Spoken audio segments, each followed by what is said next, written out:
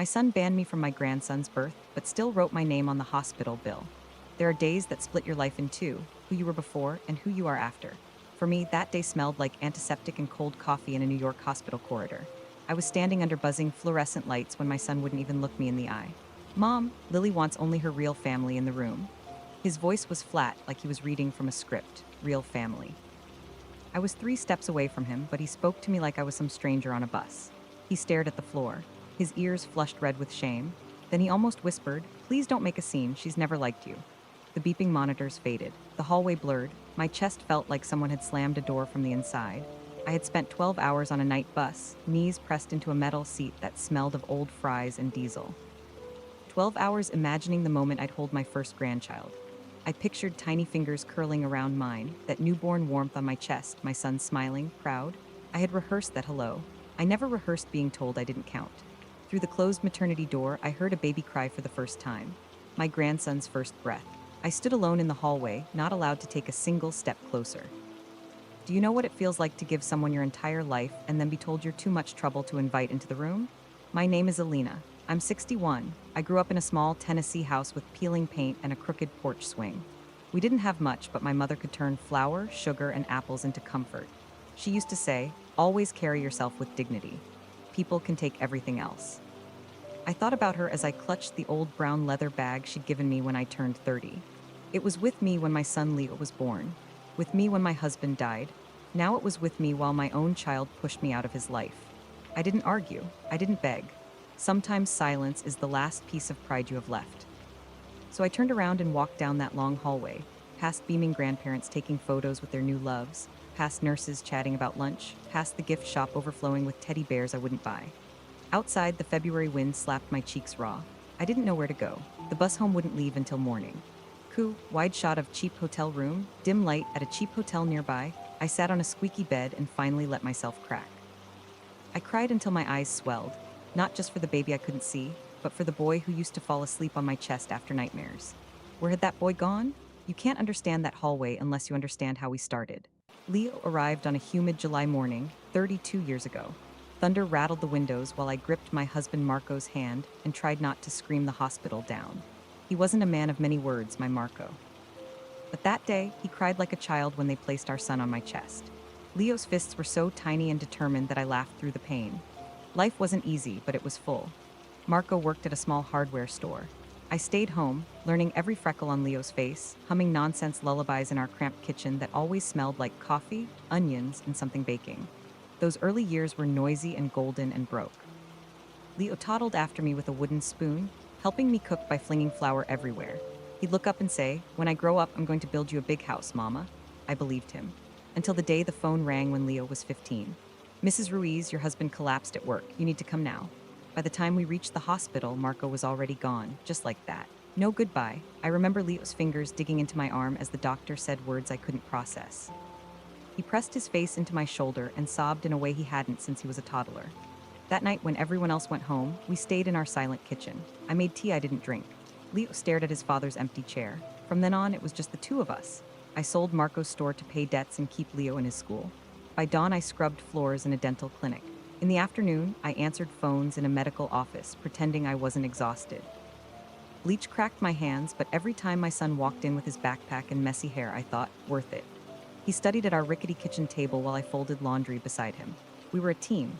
He'd say, "You and me against the world, Mom." So tell me, when does you and me quietly become you somewhere far behind me? Leo got a scholarship to a top engineering program in Chicago. On graduation day, I clapped so hard my palms stung as he crossed the stage in his cap and gown. I whispered to Marco in my head, "We did it." When Leo said he'd gotten a job in New York, I pretended I was only proud, not terrified. I dipped into my tiny savings to pay his deposit, help with furniture, buy him a decent suit. I watched that bus pull away, my boy waving from a foggy window, and my chest felt hollow. Still, for a while, we were fine. He called every night at 9. He told me about the city, the noise, the projects, the pressure. Then one evening, his tone changed. "Met someone," he said, and his voice sparkled in a way I hadn't heard since he was a kid. Her name was Lily, architect, beautiful, from a wealthy Manhattan family. Her father owned a design firm. Her mother taught at a university. Her younger sister was in med school. A very different world from the woman who mopped clinic floors. "I'm happy for you," I said, and I meant it. Every mother wants her child to be loved. But after Lily came into the picture, Leo's calls got shorter. Then they came less often, then they were mostly about her. Lily showed me this restaurant. Lily says I work too much. Lily's parents invited us to the lake house. Somewhere along the line, I stopped being part of his stories and became the audience he updated out of obligation. One day, I heard a woman's voice in the background. "I'm heading out, babe. Is Lily there?" I asked. "Yeah, she just dropped by," he said quickly. Dropped by, with the sound of clinking dishes behind him. I laughed it off, but my stomach turned to ice. On my 60th birthday, Leo didn't come home. A delivery man brought 12 white roses and a card. "Happy birthday, Mom. Working a lot. Lily sends love. Leo." 12 flowers for 12 months he hadn't bothered to visit. Friends came over with cake. They asked, "He couldn't get away?" "Big project," I lied. It's easier to lie to strangers than admit your child chose not to show up. After everyone left, I washed the dishes alone. The roses looked perfect on my table, and I felt ridiculous beside them. As they wilted, I kept them in the vase, watching each petal fall like another piece of the fantasy I'd been clinging to. I decided I was the problem. Maybe I had called too much. Maybe I asked too many questions. Maybe I was that clingy mother everybody warns you not to be, so I tested it. I stopped calling. A week passed, then 2, then 5. When he finally rang, I almost dropped the phone. "Mom, I've got news. Lily and I are getting married." Just like that. He'd already told Lily's parents, her sister, her friends. I was at the bottom of the list. The wedding would be in New York, small and intimate, organized by email. I printed the digital invitation and pinned it to my fridge. It had a glowing picture of them laughing in a park. The wording was polite and cold, like a company memo. I asked if we could talk, me and Lily, before the big day. "Things are crazy right now," Leo said. "My future mother-in-law is helping a lot. You'll meet Lily at the wedding." Her mother was planning everything. I, on the other hand, was told to read my inbox. Still, I bought a simple navy dress, had my hair done. The stylist said, "Your son's lucky to have such a supportive mom." I smiled and thought, if only you knew. At the garden ceremony, I spotted Lily first, a vision of white satin and confidence, surrounded by stylish guests. When I introduced myself, her eyes inspected my shoes, my dress, my hands. "You must be Leo's mom," she said. Her smile was polite and stiff. "It's wonderful to finally meet you," I answered. She nodded once and turned away to talk to her friends. My seat card was in the 3rd row, behind her entire family. The groom's mother, sitting behind cousins I'd never even met. The wedding was beautiful, but under the string lights and champagne, I felt like a prop. Leo hugged me briefly, then vanished into the crowd with his new life. After the honeymoon, he called once. 5 minutes, everything was amazing. He promised they'd visit soon. Soon never came. Months later, one late evening, he finally called with trembling excitement. "Mom, Lily's pregnant." My heart leaped. I had been knitting baby blankets for theoretical grandchildren for years. Now there was a real little person on the way. "Why didn't you tell me earlier?" I asked gently. "We wanted to get past the risky months," he said.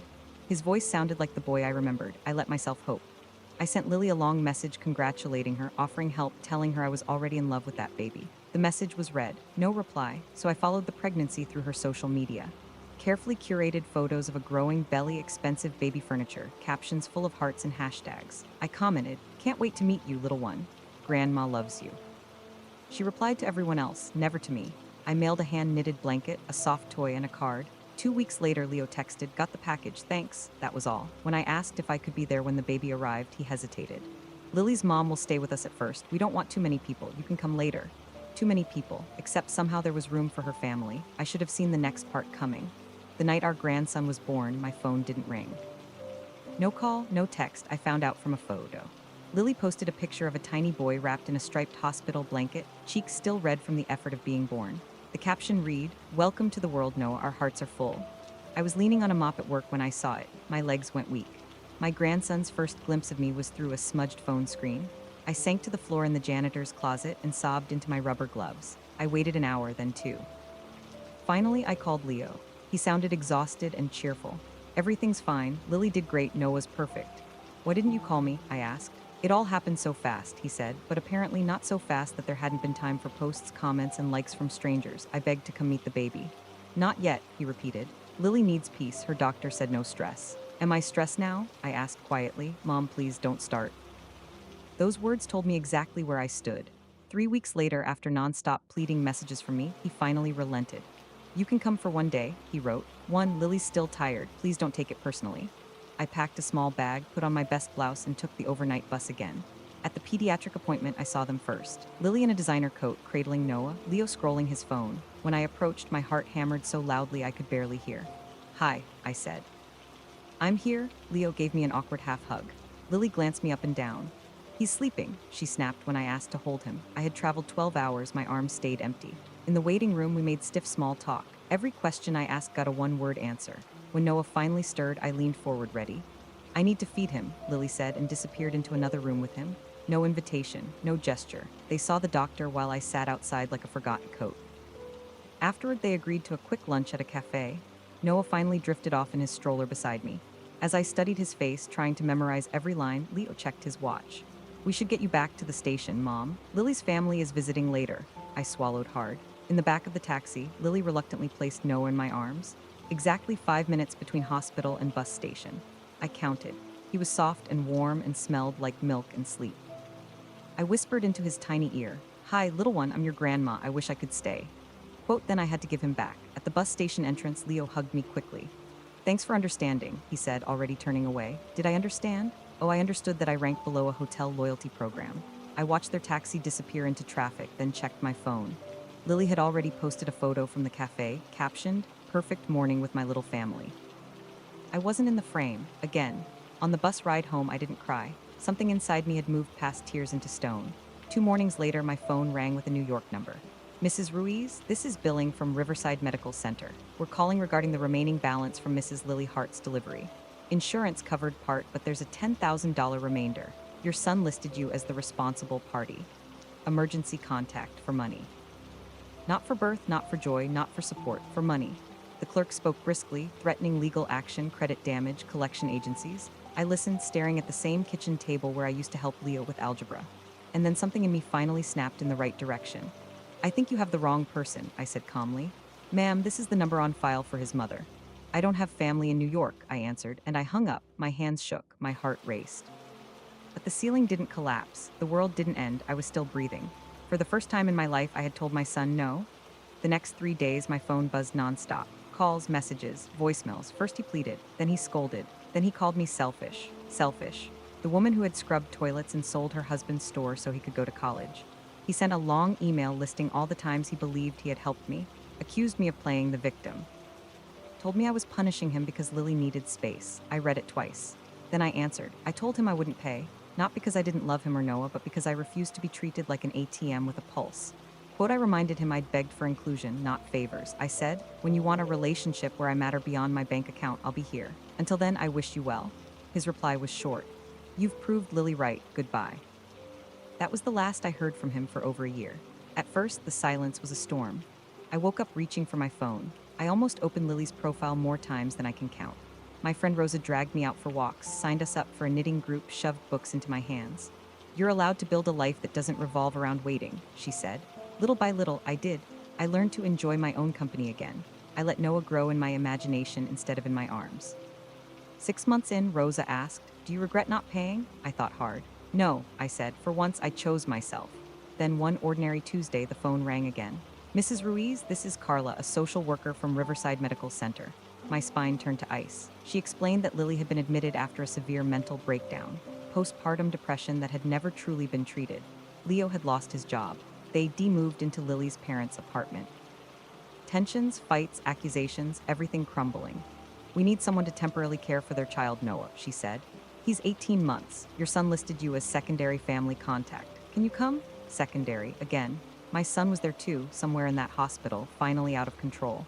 I had every reason to say no, to remind them of every humiliation, every cold shoulder, every ignored message. I pictured a little boy in a strange room, clutching a toy that wasn't his. "I'll come," I said, "but I'll be doing it for him, not for them." That night, I boarded the bus one more time. Same route, same cracked seats, completely different woman. I walked into the hospital at sunrise. Leo was slumped in a chair, unshaven, eyes red. When he saw me, his face crumpled. "Mom," he whispered, and for a second he sounded 14 again. "I'm sorry, I was an idiot. You were right about all of it."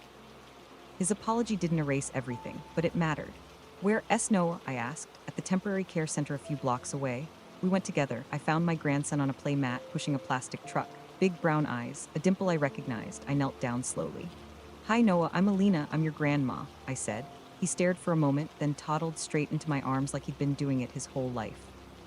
That instant, something in me healed that I hadn't even realized was still bleeding. The months that followed weren't easy. I stayed in their cramped rental, cooking, cleaning, and chasing a toddler while Lily started treatment and Leo picked up part-time work. We argued. We cried. We apologized. Lily admitted she'd been terrified I'd judge her the way her own mother did, so she shut me out before I could reject her.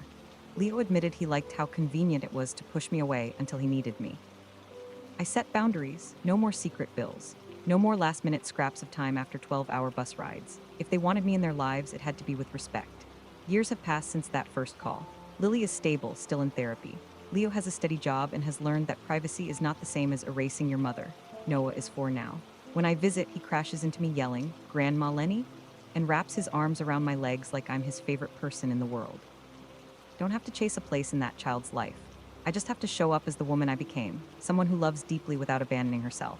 Love isn't refusing to draw lines. Love is teaching people, even your own children, how to treat you. If you're listening to this, wondering whether it's too harsh to say no to family that keeps stepping on your heart, hear me clearly. Protecting your self-respect is not cruelty, it's survival. You can forgive without funding. You can care without being used. You can show up without disappearing. If this story hit a nerve, don't keep it to yourself. Someone you know is probably sitting in a kitchen like mine once was, staring at a silent phone, blaming themselves for other people's choices. Share this with them. And if you want more real stories like this, more hard lessons told without sugar coating, hit like and stay with Winds of Thought.